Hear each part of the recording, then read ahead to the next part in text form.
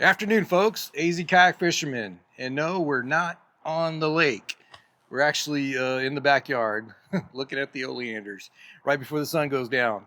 I wanted to see if I could get a quick video done on basically explaining some of my audio and video equipment that I use to film the adventures. I do get questions from time to time about, what cameras, what are you using, how do you have it hooked up, what are you using for audio? Audio sounds pretty good, blah blah blah. So I figured I'd kind of cover that because it's definitely not it can be a daunting thing. You're not sure where to start. You're not sure what brand to use. And I'm not saying this brand is the best brand or anything like that. But I will go through some of my research, kind of where I've been in the past, what I've used in the past up to the present, and kind of the criteria that I had in selecting the equipment that I did.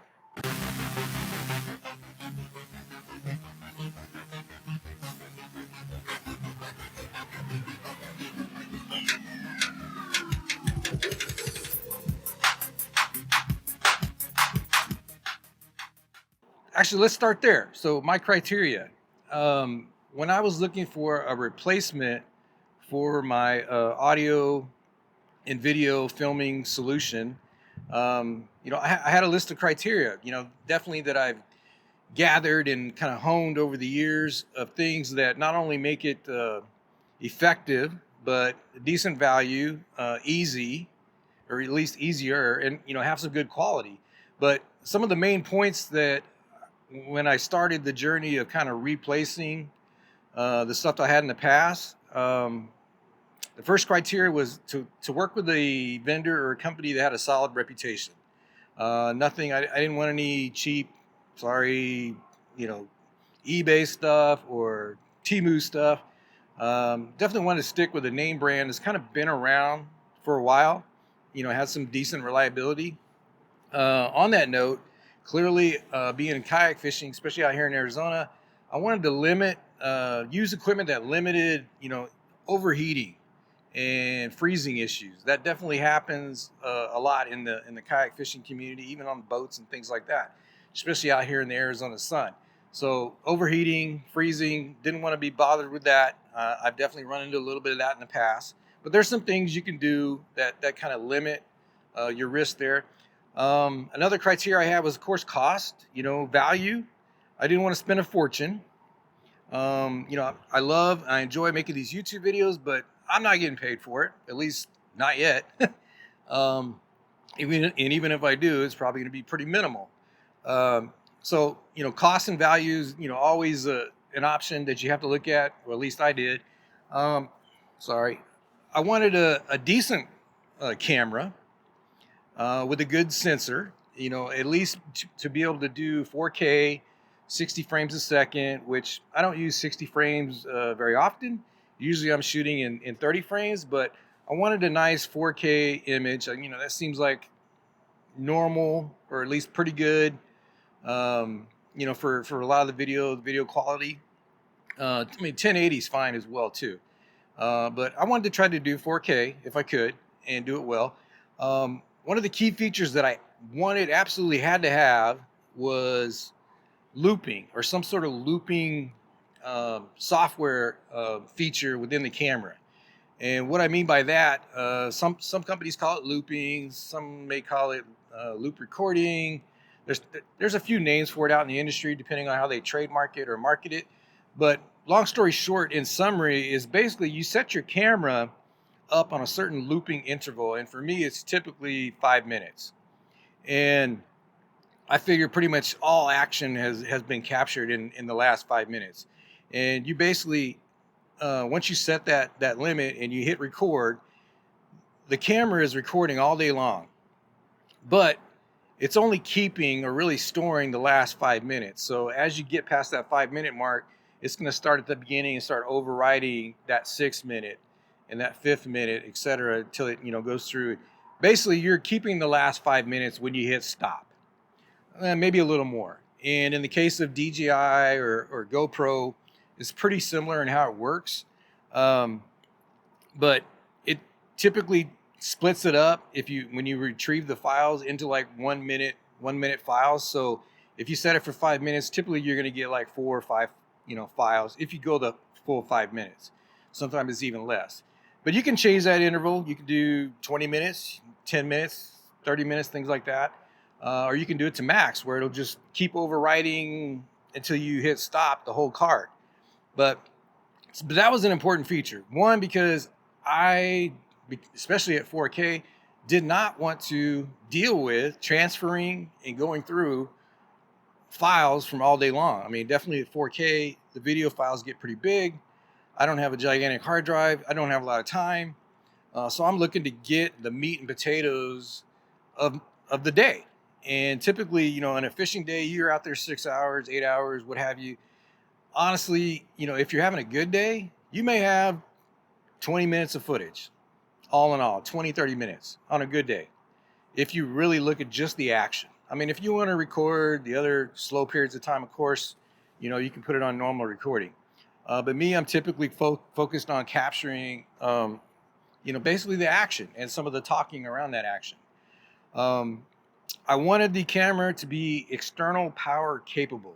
And that's a key feature, basically to run it off something like a cell phone charger backpack or cell phone charger, little 10,000 milliamp. It'll run your camera all day long. USB to USB-C on the side of the camera. And that's pretty much the same for GoPro as well. But there are some caveats there. So I wanted it to be external power capable, meaning I don't want to use batteries, don't really care about the battery life. I want to be able to run that thing all day, and I don't want to have to pull the batteries out, switch them out in an hour or two, whatever, all that. I don't want to deal with that hassle. I don't want to buy extra batteries. I'd rather use a 12-volt source with a USB connector or, one of these 10,000 power banks, and it'll run all day, multiple days. The other one was wireless audio. I wanted some wireless audio options. And I can explain more about that as I get into kind of the past stuff. And probably one of the last features that was on my list of criteria was some sort of remote management of the camera.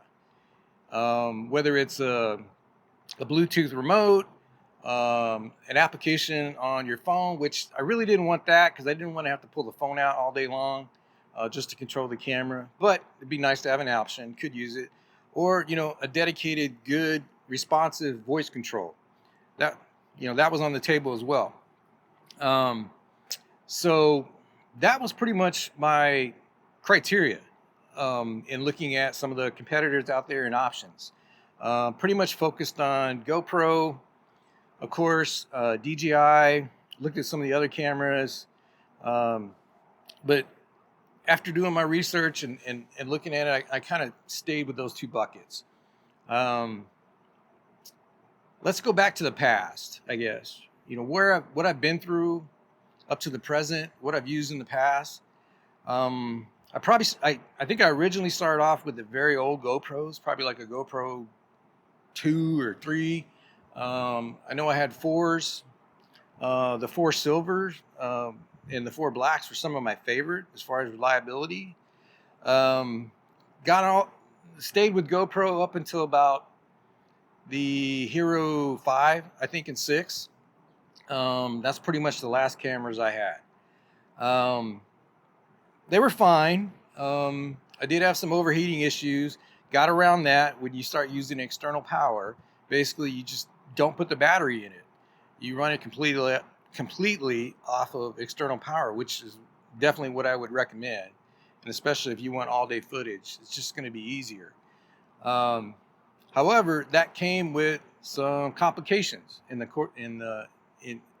market of GoPro. Those complications were, if I wanted to have both external power plugged into the side of the USB-C or the port on the camera, that pretty much killed it as far as hooking in an external mic, because I think you'll eventually figure out, I mean, they've gotten better over the years, but the internal mics built into these cameras, they're limited. And I've had GoPros where they're decent, you get them in a little wind and they're terrible. So I don't think any of the action cameras are great in outside, especially with a little wind. Um, they're just not. I mean, you're eventually going to want to move to some more quality audio, which is going to be either a plugged in, hardwired lavalier mic, which is kind of what I had to do with the GoPros, or, move to some sort of more expensive kind of wireless option. But that was a problem with GoPro. I mean, it wasn't a problem. It was capable of doing it, but GoPro was seemed to always kill me with you had to buy add-ons to do it, meaning you had to buy a media mod, or in the past with the Hero 5s, you had to buy their little GoPro mic adapter plug-in. That was the only way that adapter would plug into the USB-C on the side of the GoPro. The mic would then plug in the tip ring sleeve, 3.5 millimeter cable would plug into that little brick that was on the end of the dongle cable. But then you could also plug in external power. So you had to buy extra stuff to make it work. And then you were dealing with running a wired microphone to somewhere on your person, which wasn't very helpful, especially in a moving type environment with kayak fishing. Typically what I did was I ran the wires through the kayak and then out. And a lot of times over the years, I just kept the little lavalier mic attached to the top of my fish finder near me, pointed at me. And that's what I kind of use for audio. But that was kind of a pain. Didn't really like it. I'd rather have a wireless option. But anyway, let me move on. I also use Drift, which I like their cameras. You may not even ever heard of them. It's kind of the reasons I left them. They really didn't innovate or continue to innovate after attempting a little bit of 4K. There was a Drift S, there was a Drift Ghost S or something, and they seemed to be more marketed over in Europe.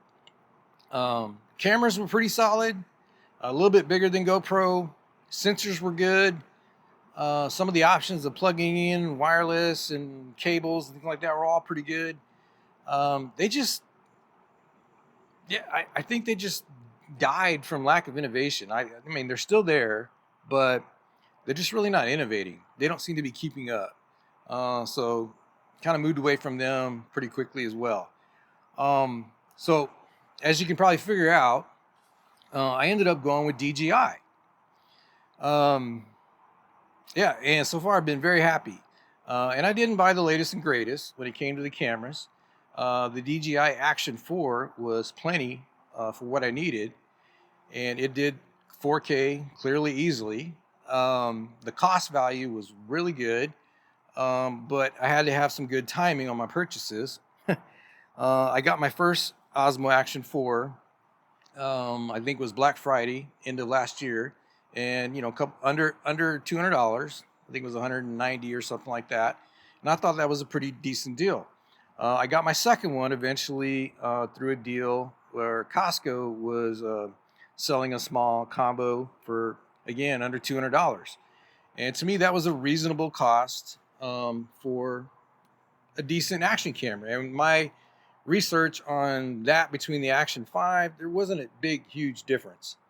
I didn't need all the extra features that the 5 did. So actually, I'm going to take a drink because my throat's a little froggy. Hold on.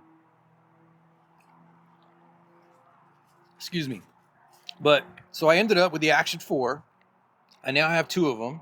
And as you can see from my videos, there's a rear kind of, behind the back type shot. And then I also have one in the front. They're exactly the same, Osmo Action 4s. I set them both to 4K, 30 frames a second, usually in the 5-minute loop setup. And they've been awesome. They've been working really good. Some of the cool features that these have over GoPros is the bottom is magnetic. They have a magnetic kind of latching mechanism that just snaps in here. But they can also accept the standard kind of GoPro drop down little circle, thumb screw, type mounts as well. But they operate pretty much the same if you're familiar with a GoPro. I'm not saying you should get this brand, but there was options with this family or this ecosystem that drove me to this. And I'll get a little further in that, and that is the mic, the wireless audio. This was a key feature that drove me directly to DJI.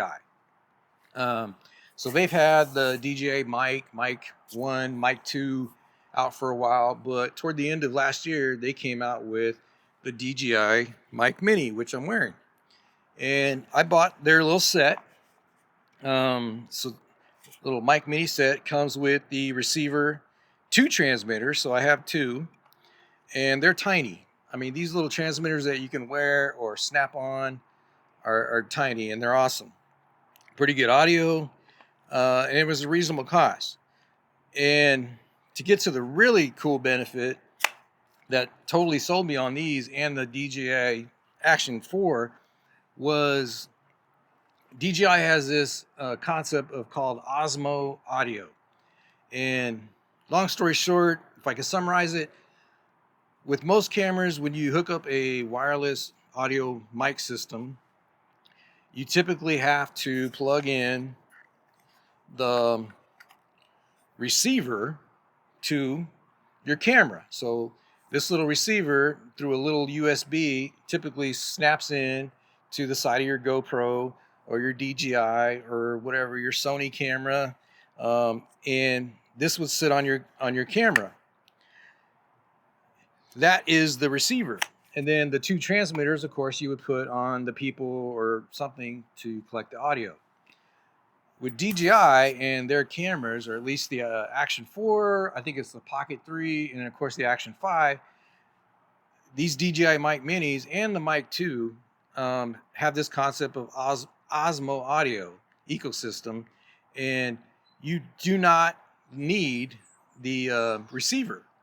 Basically, from the little transmitter, it directly sends audio to the camera. So it'll wirelessly link up, and it's awesome.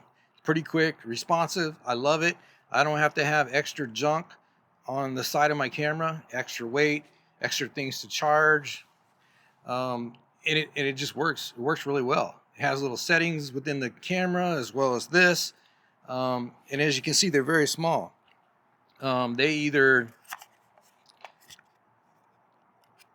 clip on to, they have like a little alligator clip that, if I can get the magnet off, comes with a little magnet, little tiny magnet. I don't know if you can see that. I'm getting run out of daylight. I don't know if that's going to focus. Little tiny magnet that will snap to this back clip. So you could use the magnet under your shirt, or you can leave the magnet on or take it off. And it actually has a little alligator clip. So I don't know if that's focusing. So you can clip that to something, hat, shirt, whatever. And just sits right there. And they come with little windscreens, of course. You can put them on there, little cat screens or whatever you call them. But this whole little combo not only is a charging case, charges them all up. And I think you get a total of, I don't know, it's like 48 hours with the case, charging them. It's pretty incredible. But typically one little mic by itself lasts me all day, pretty much fishing, and they're awesome. I think it's not as nice as audio as the mic 2, but it's definitely a lot cheaper. And in fact, if you want to get off on the cheap, you can literally buy just this little mic by itself, and that's all you need if you have this camera or the other cameras that work with the Osmo audio. And it's awesome.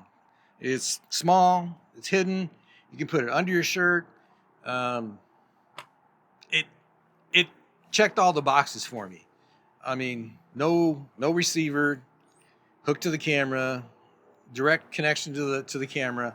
I don't have to worry about bringing in audio from a third source or an extra source. So there's no files that I have to pull off of this thing. Everything comes off the camera. The audio and the video at the same time. So to me, that was the kicker. That's the kicker fish per se that kind of put me over the fence. But I also looked at their whole ecosystem. Of course, they got cameras, they have the mics, they got the Osmo audio, which is awesome. But they also have drones, and I may entertain getting a drone in the future. But the other thing is they gave me the option that I mentioned earlier, my criteria of another way to remotely manage them, which was a little Bluetooth kind of GPS receiver. It actually does GPS as well. Um, Allows you to control up to 16 cameras with a little Bluetooth remote. Just got that, so I haven't incorporated that into my audio and video filming, but it's going to be coming, and hopefully that will help me sync up the cameras really good between the front and the rear, because that takes some definitely video editing processing time to get that synced up. But anyway, I'm babbling. Some of the added bonuses that came along with the purchase of this DJI equipment and this particular camera that I'll mention is the low light quality is really good.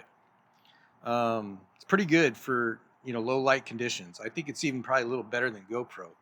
I already touched on the magnetic base kind of mounting, and the fact that it's magnetized on the bottom of the camera. That's awesome. Added feature.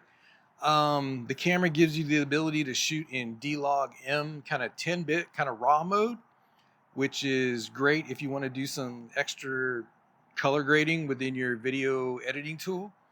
And that's working out pretty good. It also had, just like the top of the line GoPros, they have their version of stabilization. I think DJI calls it rock steady. And that works pretty good to steady the picture, the horizon, and all that stuff. When things are moving around rocking on a kayak on the water. Let's see, what are some of the other added benefits that kind of threw it completely over the edge? The cameras can accept what they call a time code. So the cameras actually have a time code clock, and when you have multiple cameras or multiple audio systems, you can use a time code generator and set basically a time code on all the equipment in your shoot, and therefore they're all kind of set. There's some metadata in the video and audio that is basically a counter, a time code counter, and as you bring that data, all those different sources, video files, audio files, into your video editing program, you can tell it to basically sync up via time code. And the editing program will recognize that the files have that time code metadata and will actually layer them or put them, basically synced up. So kind of helps with the old school way of, okay, how do you deal with two cameras or maybe two audio pieces of equipment that are, both recording audio, but differently, but independently. They would do in the old days, I used to do like a clap, and made sure the back camera, heard it, the audio picked up from that, or the video of it, the physicality of the clap, front camera. And that's how, you would look for that clap as you're bringing in the two video sources to kind of sync them up. So if you're flipping back and forth from one view to another, they were in line, as far as time and frame.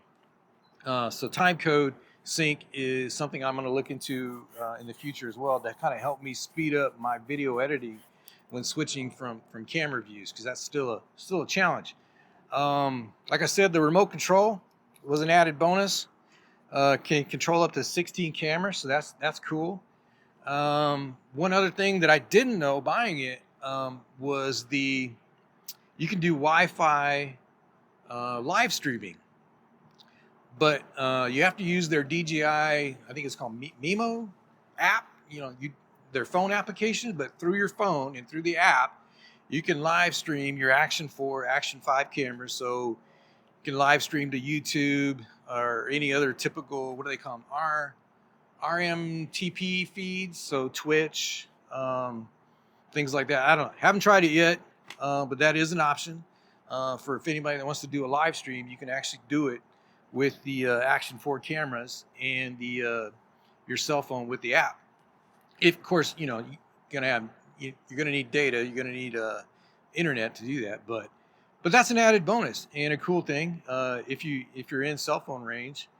or cellular tower range, that could be a neat feature to have. Or if you're just vlogging at home or something like that, added benefit that I didn't need, but came along for the ride. So pretty much sold me. But that is my story. Why I chose DJI to do my audio and video filming adventures on the kayak and any of my outdoor adventures.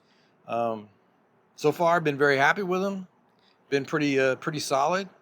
Haven't had not one overheating issue. We're not in the dead of summer yet, but I'll let you know if I get any overheating in the summer. But so far, they've been pretty rock steady. I mean, yeah. And like I said, one of the key things I do is I do not run them with a battery. So the battery is out of them. Basically, I run them with these power packs, maybe a longer cable, depends on where it is, and they just turn on with the external power. And you can hit record and go to town. But that's it. A little bit external, power bank, and you're good to go all day. Yeah. Put that up. So that's my story. I know I kind of rambled. I'm not good in front of a camera, especially if I'm not fishing. Not even that great when I'm fishing. But yeah, that's kind of why I chose DJI, what I'm using. Action 4, the mic mini, which I love it. I love the wireless audio. I thought it was a great ecosystem. I'm looking into incorporating a drone in the future just for fun and maybe get some drone action shots in the future. That could be neat, but not something I need, but maybe want play with in the future. But that's it. I hope you picked up something useful in this video. Feel free to leave me a comment. Of course, subscribe and like. If you have questions that I didn't cover about these cameras or the audio or the microphone, just leave them below. Leave them below in the video, and I'll get back to you as soon as I can. But like I said, I hope you learned something. Hope you learned something about the criteria, and all these things help with speed, efficiency, ease of use. Through the whole process. So if you're going to do kayak fishing or try to capture that, it can definitely be a pain in the butt, and sometimes you don't know where to start, and you'll run into problems of overheating and switching out batteries, and oh, my audio sucks. And I'm hoping that I covered some of the topics that might make you do a little more research or maybe a little more knowledgeable on some of the options that are out there. But anyway, I'm going to sign off because I'm still babbling, and it's getting late. We're running out of sunlight. But I hope you enjoyed the video. If you didn't, hey, let me know. Leave a comment. If you want to see something else, just let me know. But then again, hey, I appreciate you subscribing, watching, giving me your time. I hope it was worth it. Take care. Be safe out there.